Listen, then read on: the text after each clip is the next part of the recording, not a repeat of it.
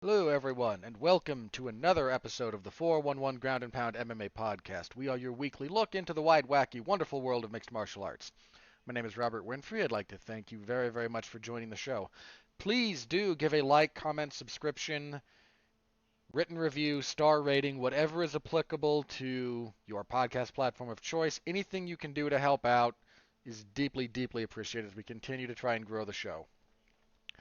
I mentioned it before, February is one of the best months we've ever had. I'm hoping that March is even better, of course. And most of that's on you. I am not very good about even promoting my own stuff now that I think about it.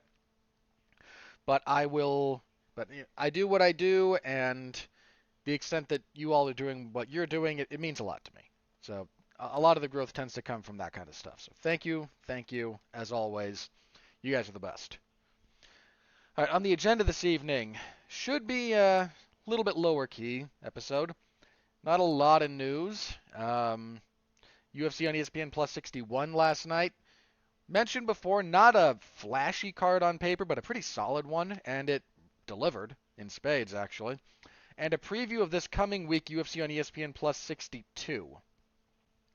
Uh, that's the UFC's return to London, in theory. We'll see if that holds.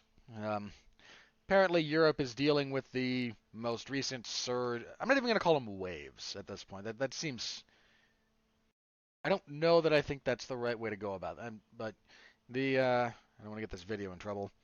The mysterious virus of unknown origin, put it like that, seems to be another surge going on in Europe in various places. So we'll see if that impacts the plans for this coming Saturday or not. We'll see if the war in Ukraine impacts anything. There's several, not a bunch, but there's several Russian fighters on this card. Some of them were unable to travel. I think there was at least one Ukrainian fighter who was unable to get out of the country. Uh, given that so much of the European Union, and I believe the UK in particular, has started disallowing work visas for Russian citizens, and I'm not sure I feel about that. I don't want to get deep into this. I don't know nearly enough to have the most informed opinion on the war.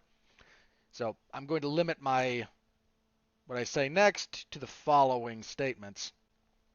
I'm not sure how effective it's going to be to punish the average citizen for what's going on.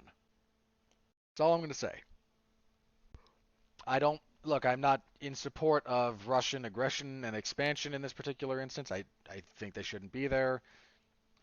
I, as I said, I am not the most knowledgeable about the ins and outs of the political and military efforts going on, so I'm not going to talk any more about that. It's just more to say, and I've seen this across combat sports and other sports in general.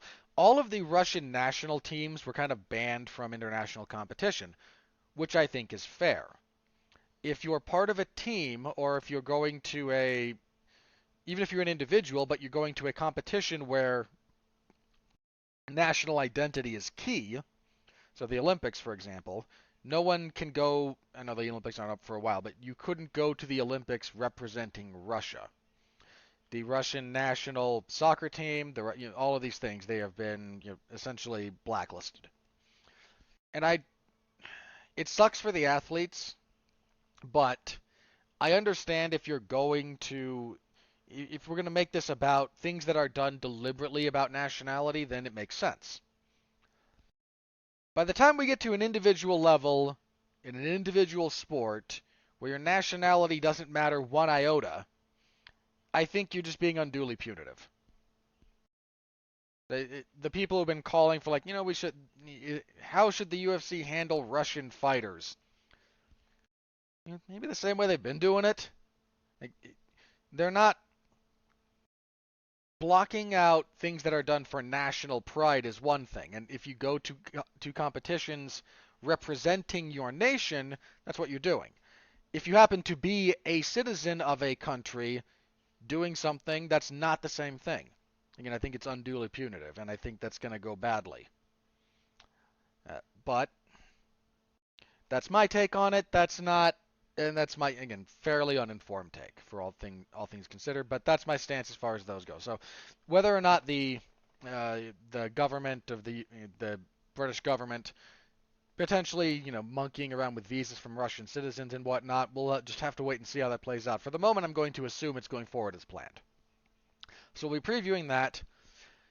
And again, not a lot of news. Fairly quiet week, actually. So, yeah, that's on the agenda. And let's go ahead and jump into what's going on here. All right, UFC and ESPN Plus 61. Main event. Magomed Ankalaev defeats Thiago Santos via unanimous decision, 49-46 twice, won 48-47. I don't get the 48-47. I really don't. We've 49-46 was my scorecard.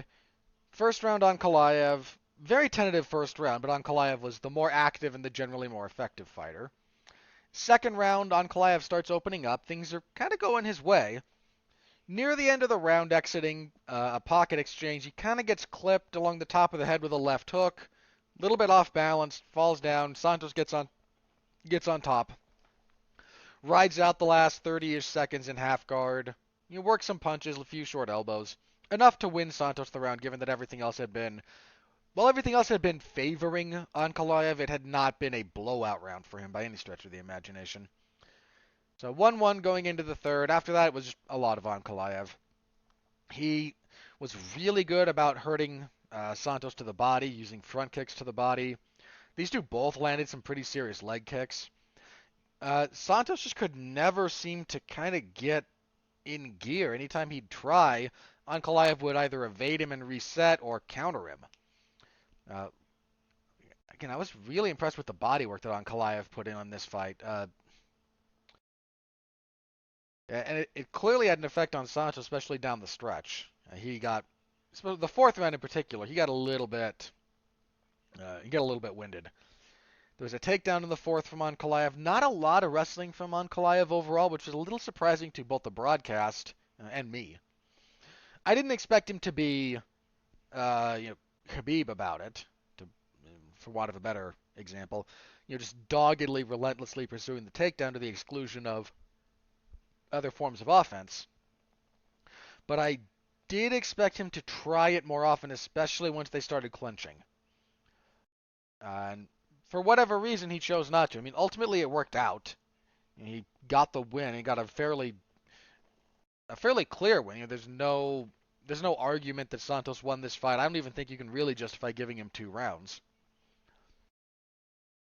But it was an avenue that I thought might be more open to him. We get into the third round and they start clinching, and it seemed like a missed opportunity to me. Especially because Ankalaev has good ground and pound. You haven't seen a tremendous amount of it in the UFC, but if you watched his come up on the like through M1 and the other regional scenes in what else did he fight? I know he did a lot in M1. No, he didn't. Sorry, he's not M1. The WFCA, which is where I saw some of his stuff for the first time. So if you saw that, he was kind of a ground and pound monster, and then that's what he did a lot of in his UFC debut before he got caught in the triangle choke. And he just seems to have gotten away from it a little bit ever since. Which, I thought this would have been a good time to bring it back. You're trying to put an authoritative stamp on this win, and you're trying to make a case for a title shot. Now, he's won 8 in a row, which is impressive. 8, 7? Hang on, let me double check. I think it's 8. Yeah, he's won 8 fights in a row. And we can all joke about light heavyweight not being a good division, which isn't so much a joke as an observation, but we can joke about it. But winning 8 fights in a row in the UFC, pretty much regardless of weight class, is a difficult thing to do. And he hasn't fought the best opposition at every step of the way, but his last couple of fights, he's beaten Nikita Krylov, Volkan Oezdemir, and Thiago Santos. It means he's beaten 2 title challengers his last 2 fights. He went all 5 rounds and seemed to hold up just fine over the distance. Now, this was not exactly a fight contested at a furious pace, mind you, so there might still be an issue if he's forced to fight in a different manner, but fight like this, 5 rounds did not seem to be a problem. But ultimately, you wound up being it was a very tactical fight, and I was not bored by it. I know but I can also say this was not the most fan-pleasing of fights. I don't think that's an unfair bit of criticism to levy at this particular fight. And it could... The UFC is just going to... If they're not predisposed to err in your favor, they're just going to do any excuse to deny you what you might have earned, they will take. So in the case of Ankalaev here, you'd think that 8 wins in a row would get him a, especially since he's ranked, this would put him in the top 5. You would just think this would mean he's in a prime position for a title shot. Especially if we look at light heavyweight real fast. I mean, your number one, you've got Glover Teixeira as your champion. For some reason, Jan Blachowicz is still number 1 contender, even though he just lost the belt. You got Yuri Prochazka, Alexander Rakic, Anthony Smith. Santos was at 5, Ankalaev was at 6. At a bare minimum, those two are going to switch. But an authoritative win here. He might have been able to leapfrog Rakic. Maybe not in the rankings, but in the way that, in the UFC's internal hierarchy. And instead, he's going to have to fight at least one more. He's going to have to fight someone like Rakic or Anthony Smith. I mean, we've got Teixeira's fight with Yuri coming up. Blachowicz, did they announce his fight recently? I think they did.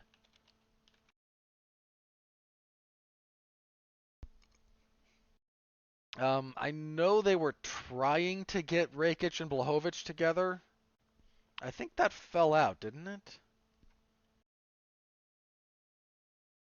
I'm going to have to double check that now because I think so. And that would affect some things. Yeah, they were supposed to fight on later this month, actually.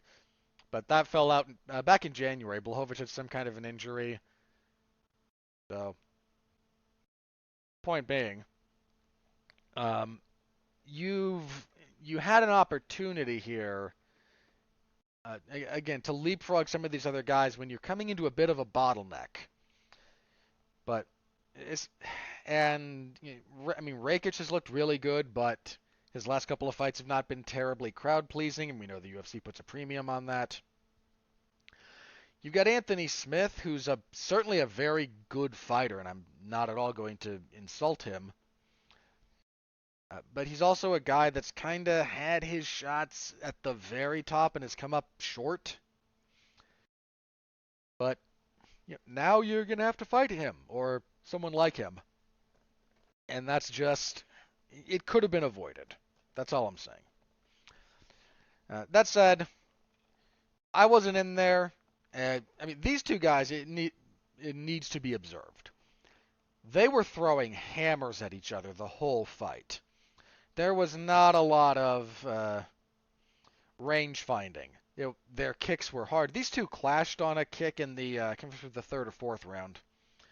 But they were opposite stances. Ankalaev was fighting southpaw.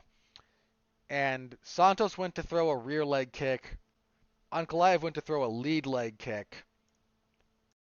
And they just banged shins on those. And Ankalaev's shin was split open. I think Santos's might have been as well. Just, oof. That hurt, man. I mean, these two guys hit each other with some pretty serious blows. There were some nasty body kicks that Ankalaev landed, but nothing made me wince quite like that kick to kick. Oof. That hurt. That hurt me, man. That sucks. But Ankalaev, definitely a player, still a guy that I think is, not only do I think he will contend for a belt, I think he might win it. Him challenging for the title at some point seems a touch inevitable given the state of the division. And him winning it, depending on who he has to fight, I might favor him. I mean, if I'm being perfectly honest, if he were fighting Glover, and I don't mean this to dismiss Glover Teixeira's chances, I think I would favor Ankalaev over Glover. Wouldn't be shocked if Glover won. I wouldn't, not a huge favorite, but I might lean that way. Uh, he's just that good a fighter. But he's entered the phase now where there's a few other people that have claims roughly equal, not exactly equal. No one else quite has his winning streak. But the people who don't have his winning streak have also fought better guys. So there's roughly equal. And in those instances, we know what the UFC does. They go with the people that they like the most. And occasionally that overlaps with people who have, the fights that the fans are the most excited to see, but not always. And I just don't know that ultimately this performance, while I found what he did certainly impressive because I know what he's doing, and I know how hard it is to do that, especially against someone like Thiago Santos, who's an incredibly potent finisher. It's not going to rally the masses behind your cause.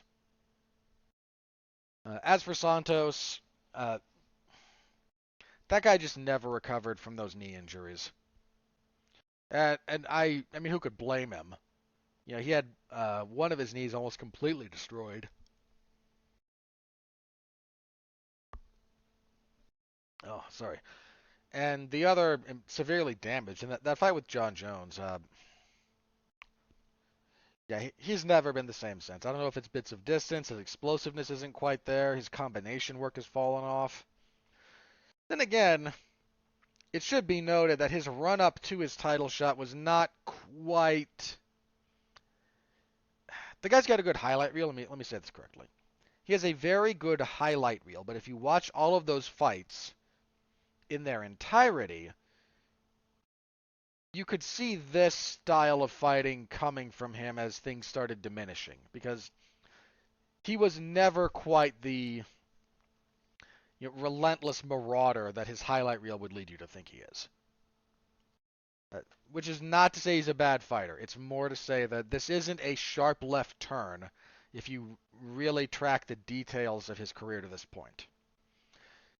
He's still a very good fighter, but I think this probably was will represent his last gasp at, very top of the division.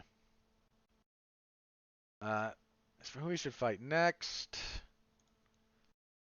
oh my God, he's gonna drop down. Maybe Jamal Hill. Jamal Hill seems to be coming on. You could. Dominic Reyes would make a degree of sense. You've got two guys on the decline. That's a rough fight for both of those guys. But, yeah. Light heavyweight's in a weird spot, is all. You got a few guys who are kind of hanging on. You've got a few exciting up-and-comers, but they've got these weird losses. You've got some guys that have just no experience at the elite level. So it's just not it's not the healthiest division. I mean, this is one of the few divisions, I've said this before. I might joke about Bellator sometimes because they make it real easy. But jokes aside, there's an argument that Bellator's light heavyweight division is, I wouldn't say stronger than the UFC's. That might be a bit too much. But almost on par. Look, if you tell me that you thought Vadim Nemkov is the best light heavyweight in the world, I don't disagree with you necessarily. There's a very clear case that can be made for that. Bellator's got a good light heavyweight division. It's not a deep division worldwide. And the UFC's is no exception to that. It's lacking. I mean, you've got, Dominic Reyes at number 7. And he's on a 3-fight losing streak. You got Johnny Walker at 12. I mean, the truly sad thing about that is I'm not sure it's unfair to say Johnny Walker is your number 12 contender, because the division just doesn't have any depth. I mean, I'm convinced of this. I mentioned this a little bit ago, but I'll say it again. The most recent season of The Ultimate Fighter, the one that they're going to be doing soon, which I don't care about. It's going to be heavyweight and featherweight and women's featherweight. You took the worst divisions and decided this is what you wanted to do. Uh, one of the things about that, though, for the people who compete on the Ultimate Fighter, most of them do not compete at their normal weight class. They tend to compete up at least one because you have to make weight repeatedly over the course of that show, and for a lot of people, that becomes unfeasible. They offered, I mean, this is somewhat famous. They offered Claudia Gadelha a spot on the whatever season it was with the women's strawweights, and to be candid with you, if she was an entrant into that group of women, I think she'd have won. I think she's better at that point in time. I think she was better than all of them. But she knew she could not reliably make weight in the time frame that show requires. And that's a consideration. So having a season of heavyweights, look, we're going to have the guys who are under no circumstances fight any less than heavyweight. I have no doubt. We're also going to get some guys on that show who fight at heavyweight more in the 220-ish range. And their plan is going to be to make a showing, try to get their foot in the door, and if they get their foot in the door in the UFC, move down to light heavyweight. That happens a fair bit. So we might get some new blood in here, but I don't know. It's just not a good division. So that was your main event. Not the best fight on the card. I was a little bit more kind to it than most were. I think a lot of people were not very impressed with this fight. I didn't hate it. I don't even think it was the worst fight on this card, for whatever my opinion on that is worth. Co-main event. Ooh, this hurts. Song Yadong defeats Marlon Moraes via knockout, punches 206 of the first. Song hurt Moraes pretty early. Moraes responded. He fired back. He kind of cracked Song at one point. But the finishing sequence comes. Song throws an overhand right as Moraes is jabbing. The overhand right doesn't land, but Moraes also doesn't get his left hand back all that quickly. So Song kind of throws a little bit of a left jab, kind of shovel hook-ish punch to stand Moraes a bit more upright, and then fires a right uppercut under the left arm. Lands flush, drops him, we're done. The fall of Marlon Moraes has been kind of heartbreaking. Marlon's a guy I always went out of my way to watch when he was fighting in the World Series of Fighting, which is now the PFL. I was excited when he got to the UFC. He had some great knockouts, he had some good fights. But that Henry Cejudo fight, man. People forget this. That first round of that fight with Henry Cejudo had nothing. He had almost nothing to offer Moraes in that round. Second round, he gets inside of kicking distance, forces more boxing exchanges, and is able to kind of grind Moraes down from there, ultimately leading to the finish in the third. Moraes just has never seen... Once people figured him out, that problem has remained solved. And again, it kind of sucks because I love watching that guy fight, but if he gets one more in the UFC, I don't even know if he wants it. I mean, he might retire. He might get one more. If he does, he needs a serious step back in competition. But he's 33, which is not the oldest for bantamweight, but it's not great. But he's also got 34 fights. I mean, he's been fighting since 2007. You know, that's a non-trivial amount of time. You know, that's 10, 15 years-ish? Yeah, right about 15 years. You know, that's when the wheels start coming off a little bit. Just needs to be said. And he's kind of been figured out. You know, he's not only lost 4 in a row, he's been finished in all 4 of those. He's 1-5 in his last 6. The only win was that split decision over Jose Aldo, which I scored for him, for the record. But I don't argue against people who say that if he scored it for Aldo, I think that's perfectly acceptable. I kind of thought he got screwed on that his UFC debut. I thought he beat Austin Sal, but it happens. Yeah, it's just unfortunate, but I don't know.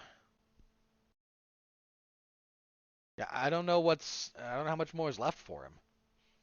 As for Song, that dude's a problem. He's got fast hands and he's got serious power. He's hard to take down. Not impossible, but it's hard. He tends to have a few smaller issues over the distance. He's got decision wins on his resume. I want to make that clear. But that's been a bit of an issue. And people who can really keep him at distance have given him problems. Even when he beat Marlon Vera, that gave him problems. The length of Vera. I thought he lost the Casey Kenny fight. I scored that for Kenny. But it didn't make me scream clucky when it went to Song. I just disagreed, but that's not the end of the world.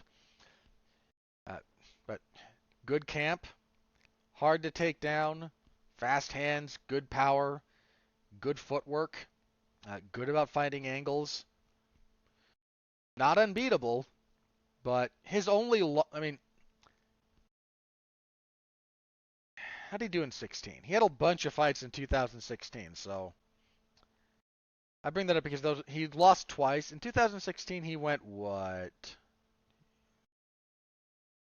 Yeah, he went 4-2 in 2016. So yeah, a lot of fights. But in October of 16, he lost. Then he went undefeated, had one draw in there, until he fought Kyler Phillips in 2021, and he's 3-0 since then. He called out Dominic Cruz after the fight, which I would rather see Cruz and Aldo, just me personally. But that's not a that's a very reasonable call out. I mean, bantamweight's a stacked division. He was ranked coming into this. Yeah, he was 14, and he fought Moraes, who was 10. He's already fought Marlon Vera.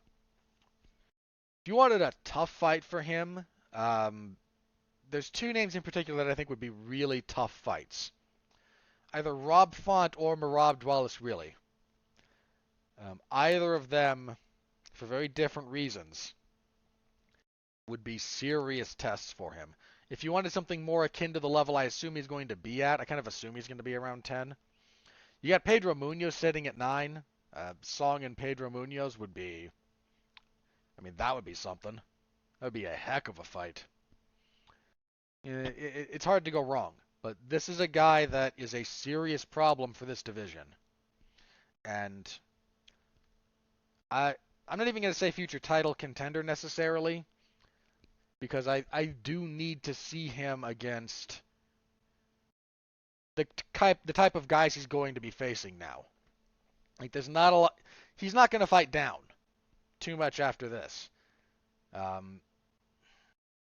So he's probably not going to be fighting, the guys who are either unranked or ranked all that much below him. He's probably not going to fight Frankie Edgar or Sean O'Malley. The O'Malley fight would be interesting. I mean, they won't do it. They're not going to risk Sean O'Malley, and Sean O'Malley on the current contract he's under is not going to risk his health against Song Yadong. And I don't blame, to be abundantly clear, I'm not a fan of Sean O'Malley's necessarily, but I don't blame him for that bit of logic one iota.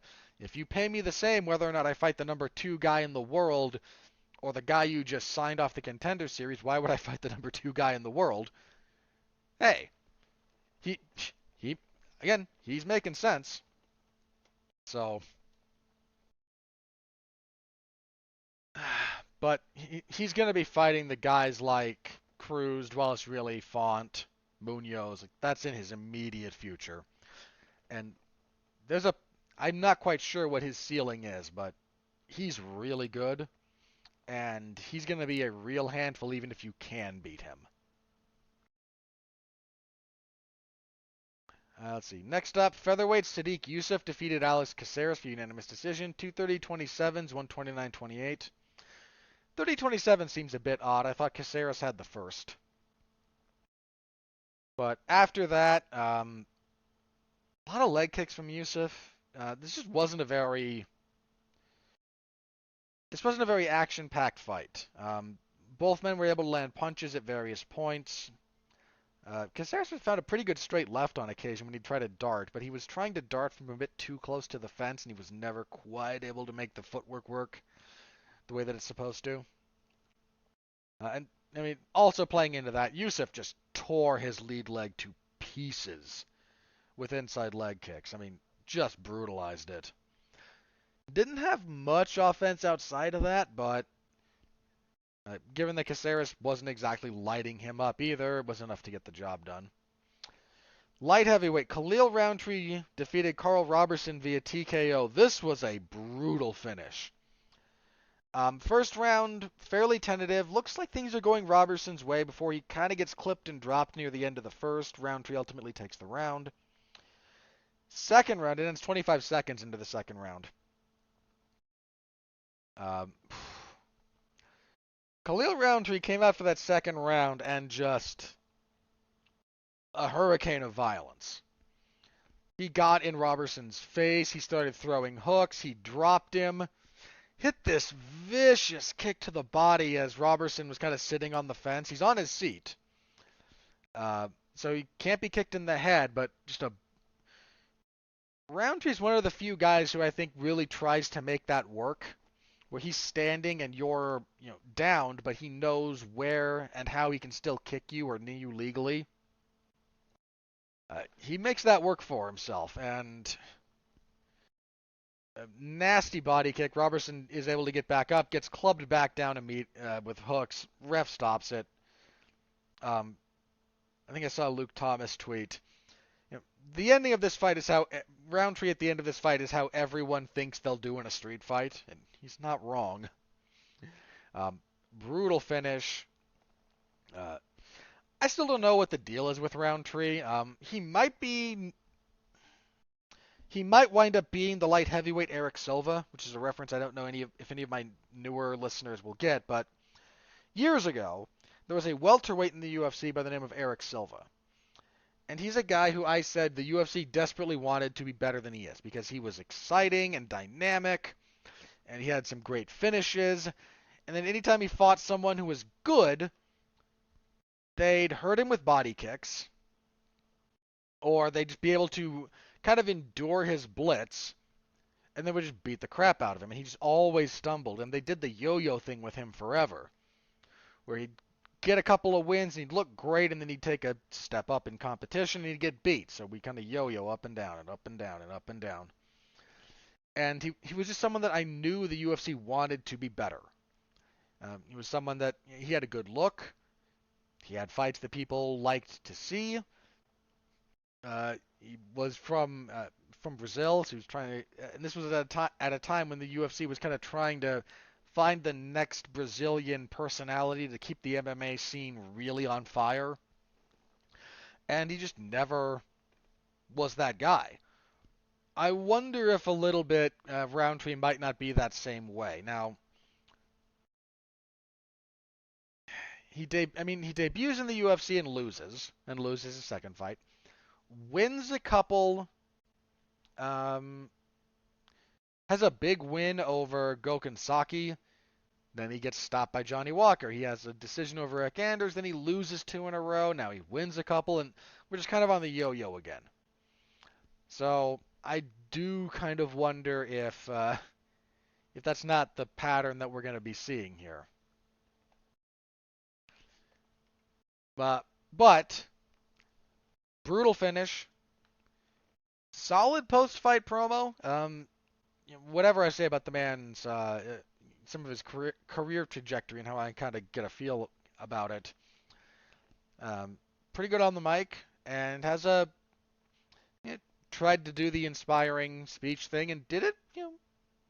Not the best I've ever heard, but certainly not the worst. So good on him.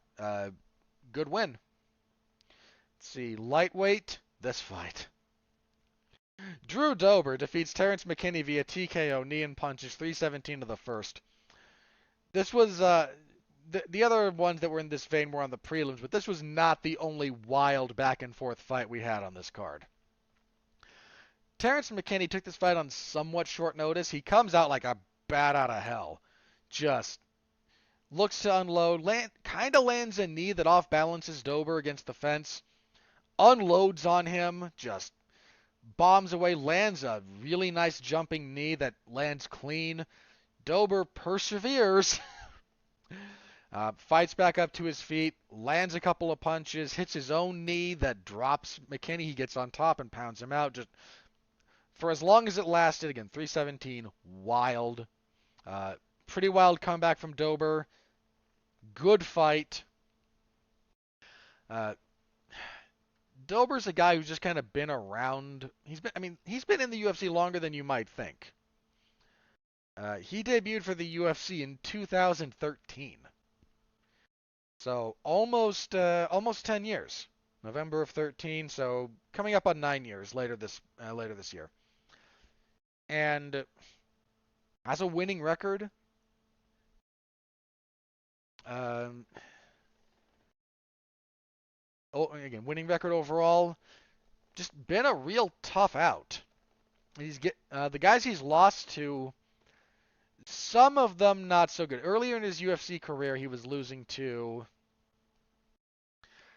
his UFC debut, he lost to Sean Spencer, who I don't think is who is not with the UFC anymore. I think he's lasted very long at all. No, Spencer was there for a bit. He debuted in 13 and then got cut in 16.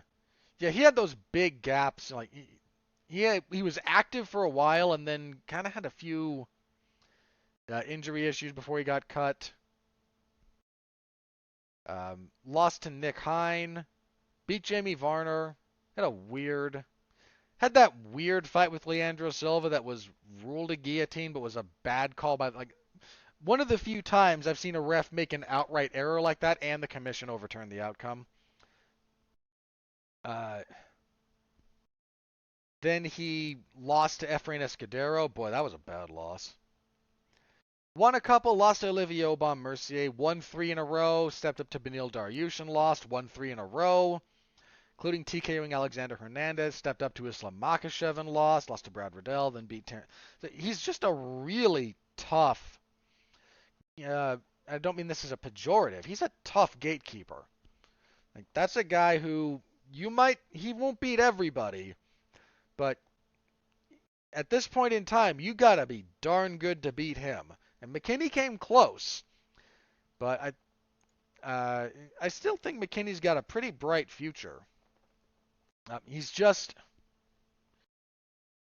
I think he's certainly at the moment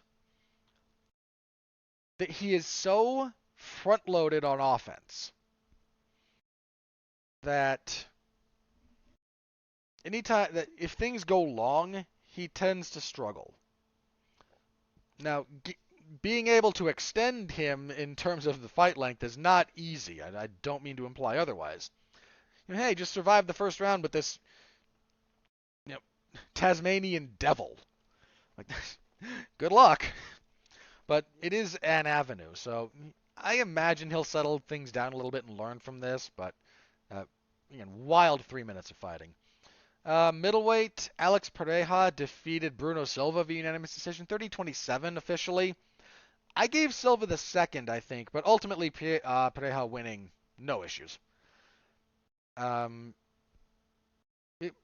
Silva, man, this was a good fight.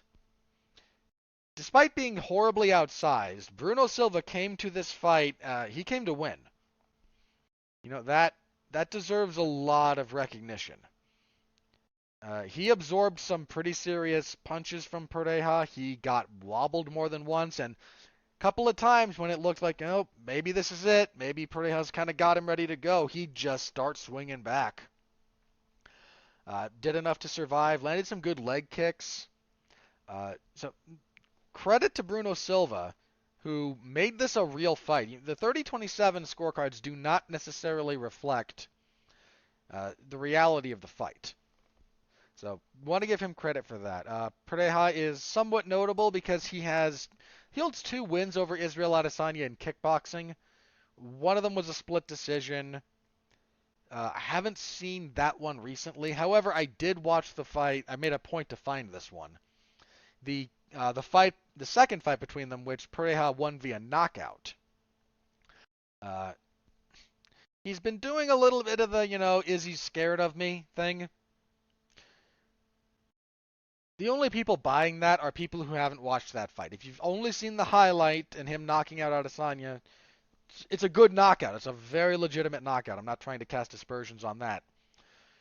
But Pereira was losing that fight before then pretty badly. In fact, the round before the knockout was a 10-8 for Adesanya. So I don't think he's afraid. Silva made this. He may have exposed a few things that better fighters will be able to exploit. Pereira is better when he's the aggressor. But he can't be too aggressive in MMA because he'll get taken down. And when he backs away from engagements, he tends to be a little bit less defensively responsible. He got hit a few times here when he probably didn't need to. So I think there's some things that other people can maybe try to exploit in the future. But Pereira's a long guy, a strong striker. You can always, one of the things about MMA, you can always tell the people who maybe either devote a lot of time to the pure striking arts or who come from them. Because watch how they throw a hook. That might seem like a really weird thing, but watch how Alex Pereira throws hooks. And then watch watch Bruno Silva throw hooks. Or any punch from kind of the long to middle distance. And you can see the difference. You can tell which of these people, and I don't mean to pick on Bruno Silva, who's actually a pretty good striker, but pick anyone. Pick any middleweight. And watch how they throw hooks when they fight. And then watch someone who comes from a striking discipline. And watch how they throw hooks, and you can tell the difference. I'm not going to go over everything that they do differently because you don't care about the mechanics of a good hook versus a bad hook. But even if you don't see all the little details, and heaven knows I don't see everything. But if you, even the less refined eye, I think you can tell the difference between a good hook from someone who knows what they're doing and someone else. So I don't know exactly what the future holds for Pereira. He's trying to kind of hotshot himself towards Adesanya. It needs to be said about his UFC debut. He lost that first round pretty badly and then just threw the flying knee to start the second. Like, you're going to try to take me down. I don't want to be taken down, but I can't. I'm not really good enough here to get you off of me, so flying knee, and we'll hope that works. And it did. But if you're being comprehensively out-grappled, flying knee is, that should be multiple orders down on your checklist of, what do we do to try and address these problems. That should be pretty far down the list. So, I don't know exactly what the future holds for him, but this was a solid win for him. That needs to be noted. Bruno Silva is nobody's stepping stone. And Bruno Silva, to his eternal credit, he made a real fight out of this one. So, Pereira will have to fight a dedicated grappler at some point, probably sooner rather than later. But he's a big guy. He's got skills, and the UFC might try to hotshot him forward to capitalize on his history with Adesanya. Wouldn't surprise me one bit. Right, that was your main card. As for the prelims, Matthew Semmelsberger defeated AJ Fletcher via unanimous decision, 29-28. Fletcher had the first pretty good. These two boys went at it. There were just some good fights last night. I don't have another way to say that. Came out, started started throwing hammers. Both men landed pretty good punches. Fletcher got a takedown, had a lot.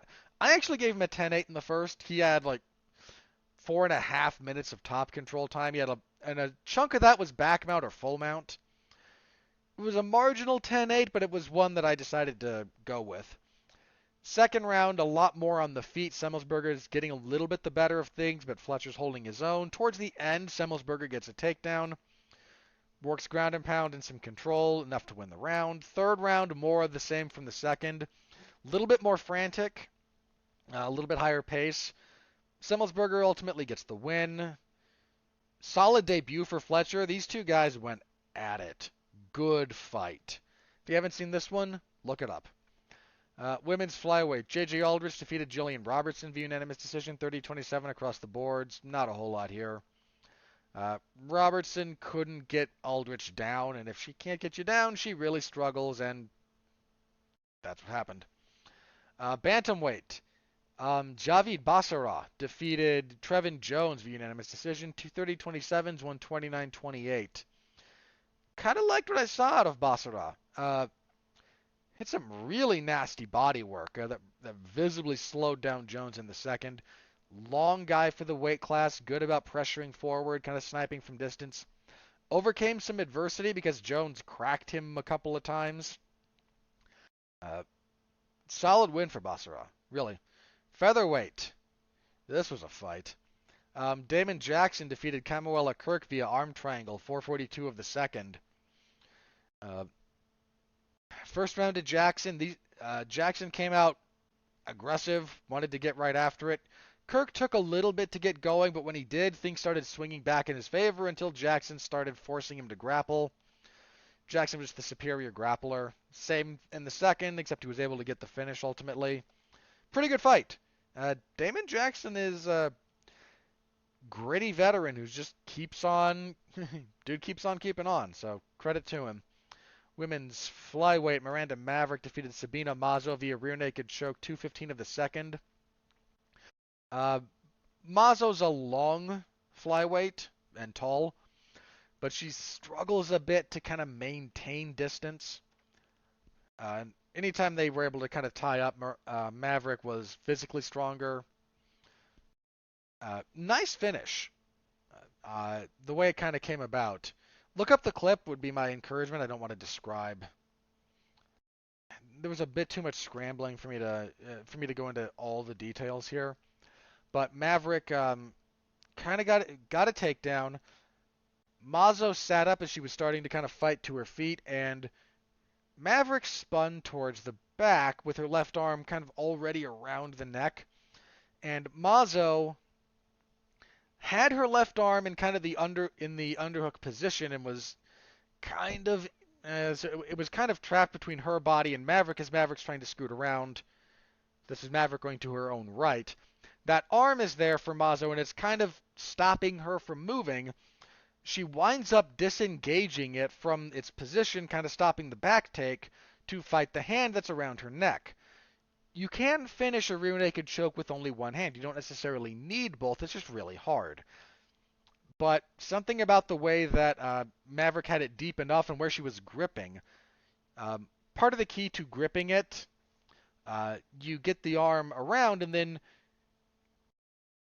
if you want to just practice this in the air, sort of, grab your own trap, your own deltoid, like that bit behind your shoulder. That's where you want to grab. And you can kind of get enough of a bite there to then rock your shoulder back and compress the space. With another body in there, you can't always reach all the way around to grab yourself, so you grab theirs. And if you can get that kind of a hook, you can then kind of roll your own the arm, whatever arm is choking, you can roll that shoulder back, and that will that'll collapse the space. And Mazo decided it was better to have two hands try to fight the arm around her neck, and I'm not sure whether it was or it wasn't, but it didn't work out for her here as Maverick gets all the way around, gets kind of an S grip, and forces the choke. Needed win for Maverick. Middleweight, Cody Brundage defeated Dalcha Lungiambula via guillotine, 3:41 of the first. Wild fight. Brundage comes out, and both men kind of can't quite find the distance right away. Brundage ducks a hook, goes for a takedown, and Lungiambula, he's defending, and he's landing these, they're short blows, like the kind of short hammer fists and punches that you get when you have one arm free. You're kind of stuffing the head with one hand, and you've got the other one there, and it's like, oh, may as well do something with it, so I'm going to hit you in the head. He has power in those short spaces, man. He hurt Brundage, and he kept doing it, and Brundage kept pursuing the takedown, but he kept getting hit. Once they finally separated, Lungiambula just still all over him. This was on its way to being a 10-8. Like, the offense was that overwhelming in favor of Lungiambula, and there were a couple of moments when Brundage is pinned against the fence, and he's got, one hand out, one hand kind of defending, and he's just not moving all that well, and the ref's sitting there going, you got to show me something, and he would, but he was not in a good spot. He was getting bombed on. Then Lungiambula decides it's time for a double leg, and as Brundage defends the initial attack, and in that initial kind of shot, he gets his right arm in position for the guillotine under the neck. Left arm swings out and around under the arm, so there's the arm in variation. Grabs that as they're going down, and he's good about staying parallel. One of the ways you defend the guillotine choke when you get taken down like this on the takedown, you try to get yourself off to the non-choking side so that you can get a little more space in there. Brundage very good about keeping everything in perfect alignment, compresses everything. One of the things about the arm in variation instead of the arm free, and this changes a little bit depending on the grip you're using. So a lot of if you don't go arm in, the old school thought was, you get the grip around the neck, you get around the arm, and then you extend. You push out with your legs, you pull back, and this tightens everything and it compresses. With the high elbow variation that's been a bit more popular over the last couple of years, you don't quite need that much work with your lower body.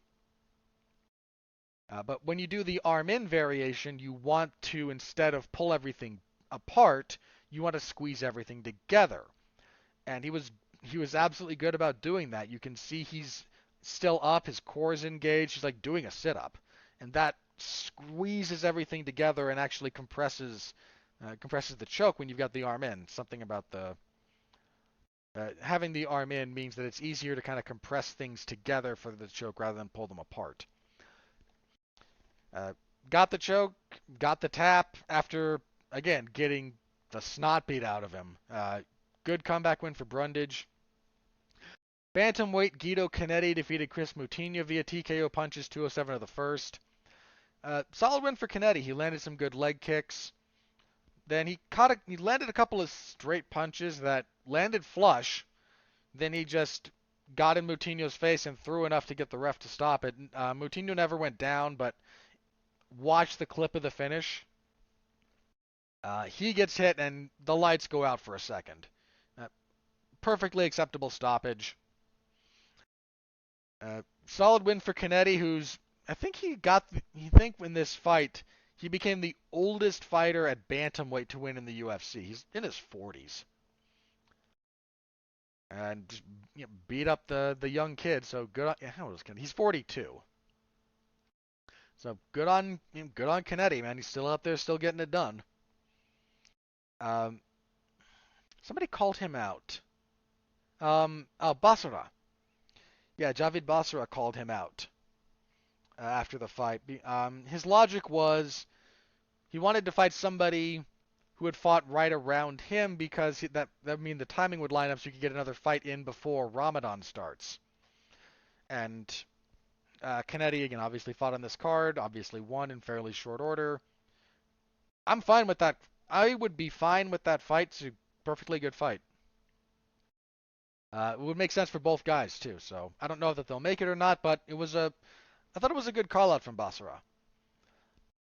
And kicking everything off, Azamat Mirzakhanov defeated Tafan Chukwi via knockout.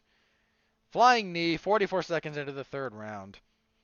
Mirzakhanov had a decent enough first, like, 2 minutes. But once his plan of throw the overhand left wasn't working, he didn't seem to have a plan B. Uh, and Chukwi just kind of started picking at him, keeping him backing up, keeping him, and just chewing at him. And then in the third, Chukwi gets a little bit over aggressive, comes into a left hand, and it hurts him. He starts backing up. Mirzakhanov, fighting southpaw, sneaky little switch. As he's pursuing, he kind of steps forward with his left throwing like a shifting punch, and then that loads his right leg for the flying knee because he comes up with the right knee and that's what lands. Sneaky little finish, but not a great fight before that. Again, 44 seconds of the third round. Yeah, that was the event. Your bonuses. There was no fight of the night. Just kind of a shame. We had some darn good fights. Instead, there were 4 performance bonuses, one for Song Yadong, Khalil Roundtree Jr., Cody Brundage, and Azamat Mirzakhanov. I don't really object to any of that. Who could? I think anybody kind of got jobbed there. Dober, maybe. Dober might have got the shaft a little bit on that one. I mean, we know the UFC gives out other discretionary bonuses that they do not disclose to the public, but they do disclose to the IRS and any court documents they have and whatnot. So So I imagine Dober was given a kind of discretionary bonus that was not officially announced. So who knows? As far as there not being a fight of the night overall, I don't know where I would have given it. Where would I have gone? If I had to pick a fight of the night, what's just the best fight? Probably Brundage and Lungia. I mean, that's kind of the thing. Any fight that went the distance. Yeah, I might have got no. I would have gone Semmelsberger and Fletcher. I would have gone Semmelsberger and Fletcher as my fight of the night. That was a pretty good fight. But anyway, that's where we land as far as the bonuses go. To anyone who read my report, who followed along live, or who read my report after the fact, I sincerely thank you. That's available over in the MMA Zone of 411mania.com. If you listener would like to read my round-by-round recap and live scoring, that's where you can find it. Alrighty, let us move on to UFC on ESPN Plus 62. Main event. As of this particular recording, Alexander Volkov versus Tom Aspinall. It's a big step up for Aspinall, but Aspinall has looked like the real deal. He's on a long winning streak, undefeated in the UFC, with finishes over Jake Collier, Alan Badeau, Andrei Arlovsky, and Sergey Spivak. Of those, only Arlovsky got out of the first round with him. This represents a step up, but a necessary step up. I do think it's time that we see Aspinall tested against someone like this. And Volkov, 3-1 in his last 4. The only loss would be to Cyril Gane. I mean, his only losses in the UFC are to Derek Lewis, Curtis Blades, and Cyril Gane. And he beat the crap out of Derek Lewis before that Hail Mary win by Lewis in the third. So if you wanted to look at who are the only guys that he really got beat up by, that he really struggled to find a lot of success against, it's Blades and Gane. 2 of the 5 best heavyweights in the world. This is a serious step up for Aspinall. Volkov's an interesting striker because he's good for a long guy. I mean, Volkov's big. He's like 6'7". Yeah, he's 6'7", and 80-inch reach. He's good at distance. He's also good in the pocket, which is rare for a big man like that. But he's good at both of those ranges. Aspinall's probably not going to try to wrestle him to death the way Curtis Blades did. He might work the clinch. And Volkov's clinch game it's not bad. He's got good knees from the clinch, but it's an area that he can be susceptible to from time to time. I tend to think Aspinall's going to engage in a bit more straight kind of kickboxing with him. You know, Aspinall's got good elbows. This is a tough one. This is a really tough one to pick. This is Aspinall's first 5-round fight. Let me double check that. I'm 90% sure. Yeah. I'm going to call it his first 5-round. I mean, he's never been out of the second. His entire professional career, Tom Aspinall has never been out of the second round. The deepest he's ever gone was his fight at Bama 25. Got to 333 of the second. No, sorry, there was a 359. His losses. So both of his losses. One of them, again, Bama 21, 359 of the second, he gets heel hooked. Then 333 of the second at Bama 25, he is disqualified for using an illegal downward elbow. And undefeated since then.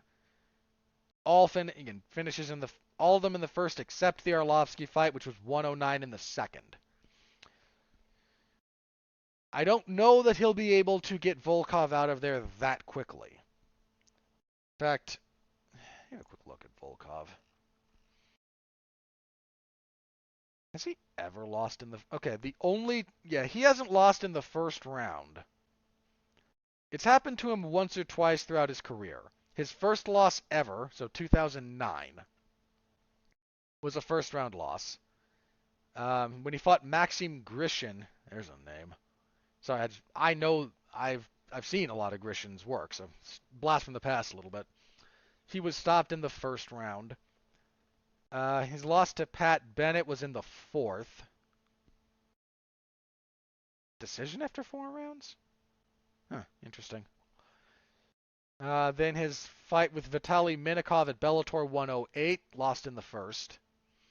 Then Tony Johnson was a decision, Congo was a decision, Lewis was the third, then Blades and Gane were both decisions.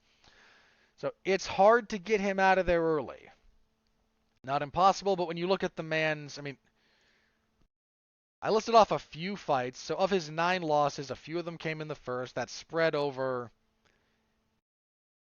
So the Minakov loss was in 13.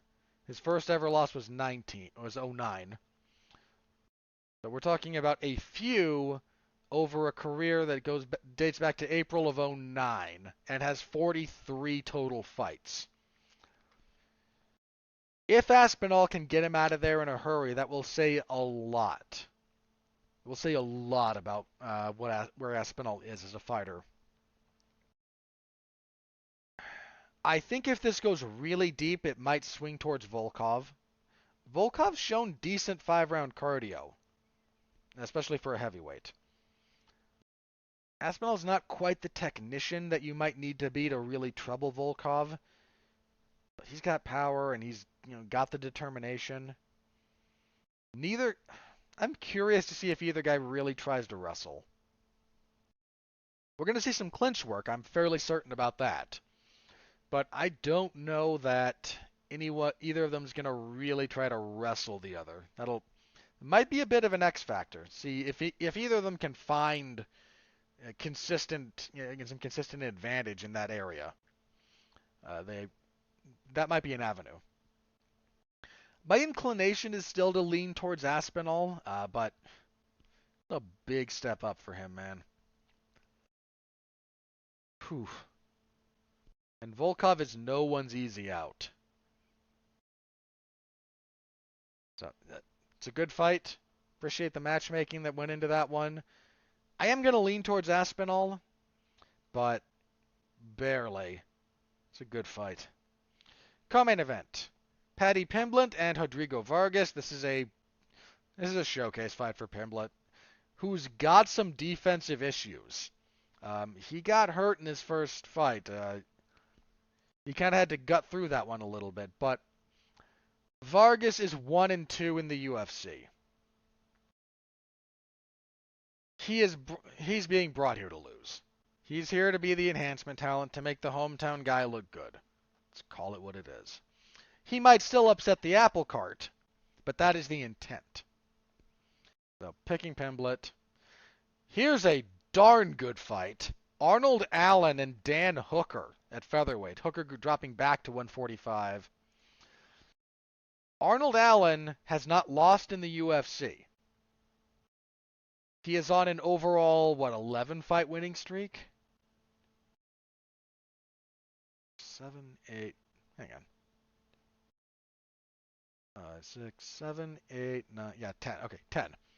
10 fight winning streak. Of those 10 fights, 8 are in the UFC.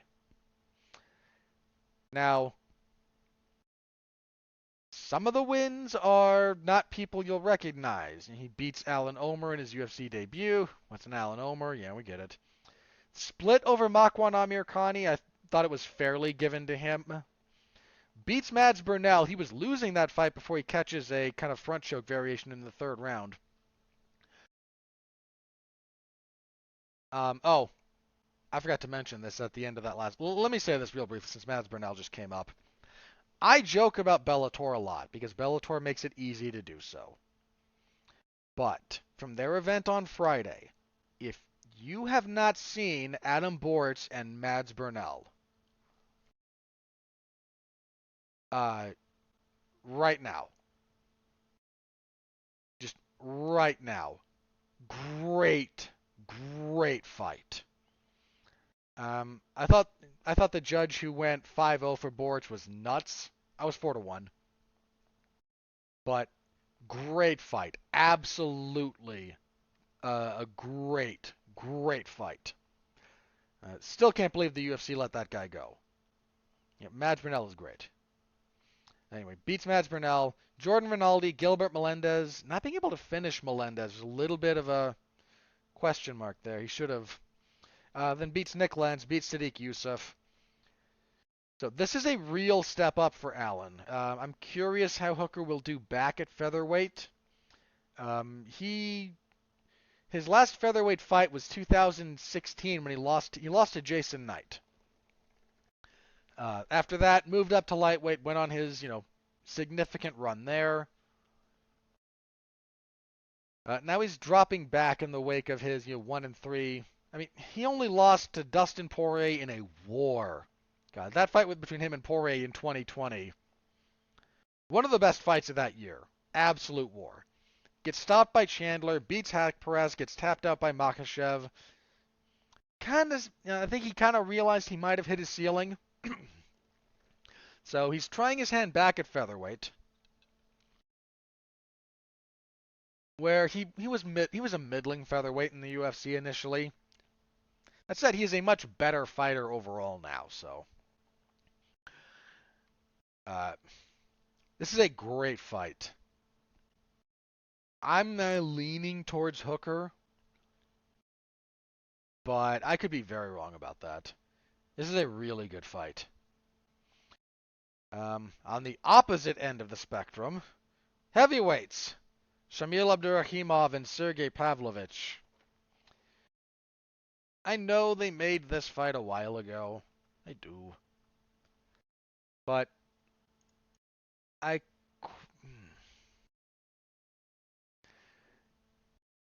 don't know. Sorry. Oh, I'm confusing Pavlovich with someone else. Okay. I was about to have a whole other thing. Sorry. Glad I double-checked that. It's still not a good fight. Abdurakhimov is on a 2-fight losing streak. He's been finished by both Curtis Blades and Chris Daukaus. He was on a 3-fight winning streak before that. Beat Chase Sherman, Andrei Arlovsky, and Marcin Tybura. Whereas Pavlovich debuted in the UFC and lost to Alistair Overeem. Since then, he's beaten Marcelo Golman, Maurice Green.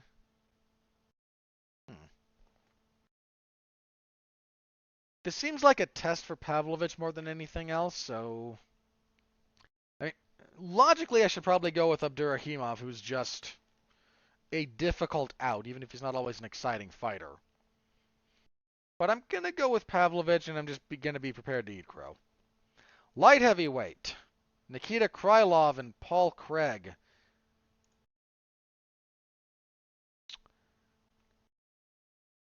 Krylov is in kind of do or die territory here. He's 1-3. He's 2-3 since returning to the UFC. Losses to Jan Blachowicz, Glover Teixeira.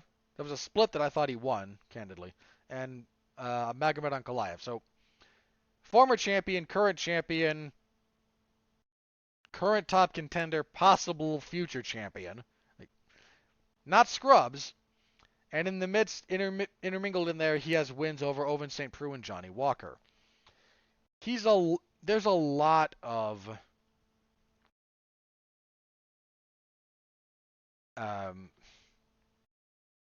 Krylov has a lot of ability, but he's been way too up and down. And it's been a problem. On the other hand, you have Paul Craig, who is consistently inconsistent as a general rule, but who's on a pretty good unbeaten streak, actually, dating back to 19. Had that draw with Shogun that was... I thought it was a draw, but I thought Shogun was lucky to escape with it. Put it like that. Then the rematch with Hua that they had in 2020, he beat him fairly easily. Beat Jamal Hill his last fight out. This is a step up for Craig, believe it or not. I mean, I know Hill just is shot up the rankings recently, but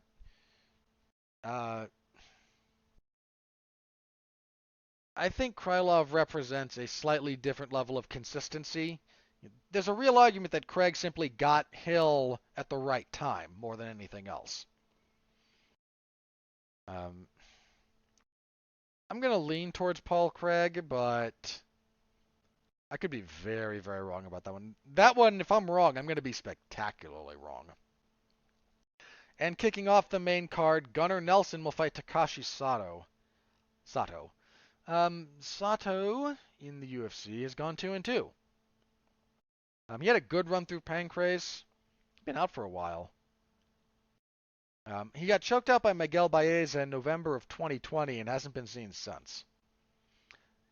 So, a little bit over a year. This is another one that seems like it's kind of designed to be a showcase for Nelson, but speaking of guys who've been out for a while, Gunnar Nelson was last seen in September of 2019 when he lost to Gilbert Burns. Before that, he had a split decision loss to Leon Edwards. He just... why was he out? I don't know. There's nothing listed here.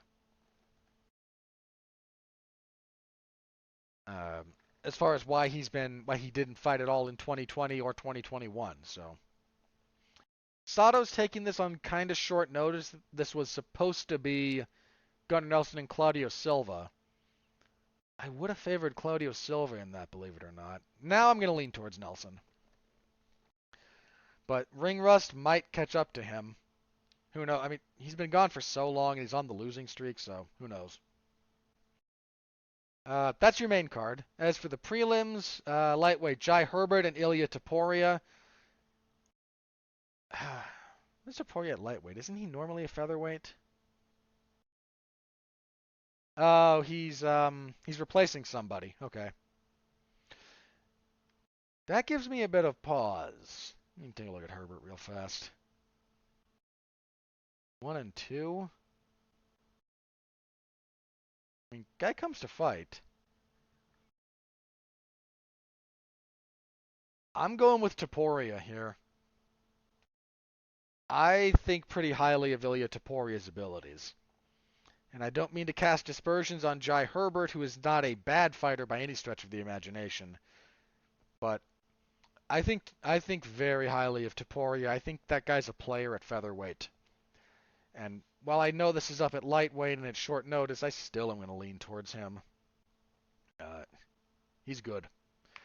Let's see, flyweight Magomed Ankalaev versus Cody Durden.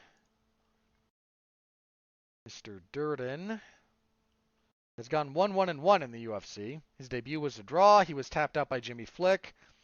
And he beat Orichi Long in his last fight, which was November of last year. I believe Ankalaev is making his UFC debut. I'm going to double check that, though.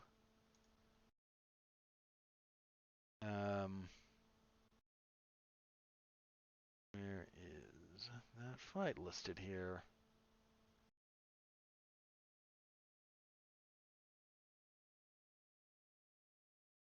It might not be listed. Did this fall out?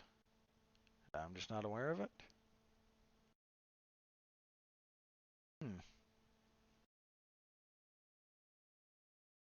No, there you are. There you are. He is 5-0, with 1 no contest.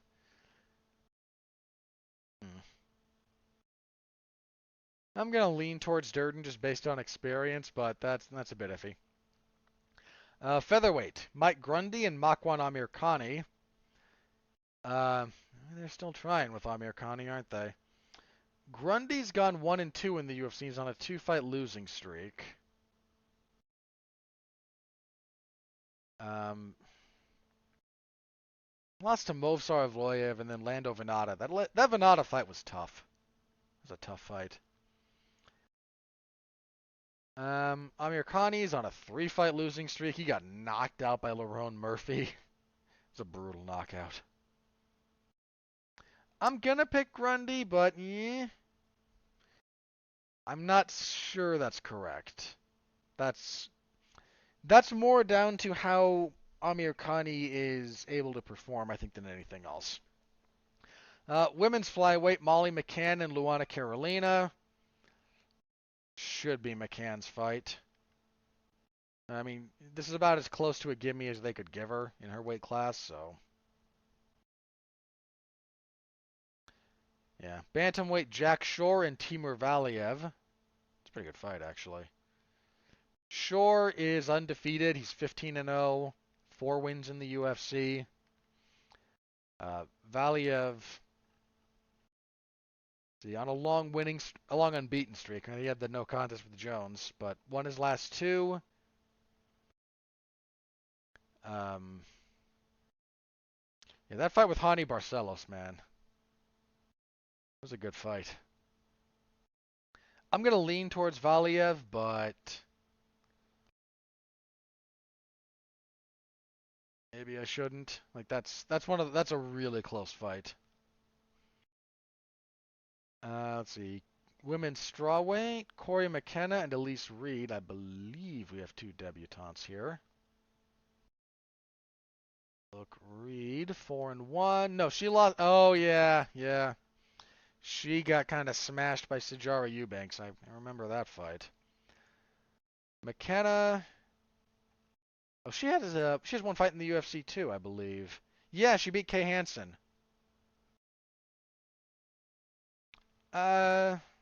Seems like a setup for McKenna. Let's see. Nathaniel Wood and Vince Morales is our last fight listed here. Wood.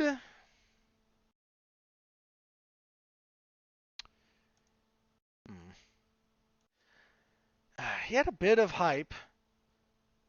Then he ran into John Dodson and performed well, but got stopped. Coming off of a loss to Casey Kenny. It was a rough loss for him, too. Morales, by contrast, on a 2-fight winning streak. He's been up and down in the UFC. Like he's had some pretty tough losses. This is less of a setup than some other ones, but this also is kind of favorable matchmaking for Wood, but Wood needs a win in a pretty big way. I mean, he's talented. I don't mean to imply otherwise. He's only 28. Debuted in the UFC in 18. He's coming up on 4 years. If he's going to make a move, it is time to make a move, and this is the platform from which he needs to launch that if he's going to do so. Would kind of be my last, my observation there. Anyway, that's the card as it currently stands. This Saturday, I will have coverage of that in the MMA Zone of 411mania.com. This is happening in prime time in London, so the main card I believe is scheduled to start at 2 p.m. Eastern, something like that. Let me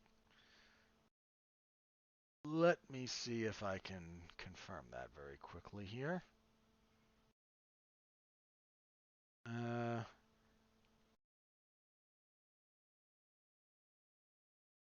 No, let's hang on. This might be wrong. So the main card is currently listed as 2 where I am is 4 Eastern. I wonder if they just either haven't adjusted for daylight saving or not. Remains to be seen.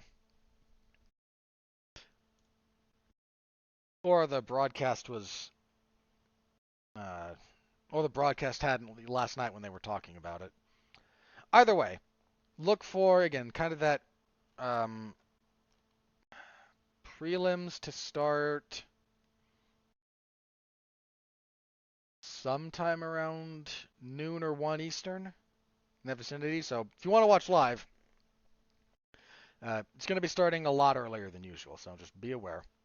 And again, I will have coverage over in the MMA zone of 411mania.com when the time comes. So please do stop by, say hello. That is always, always appreciated.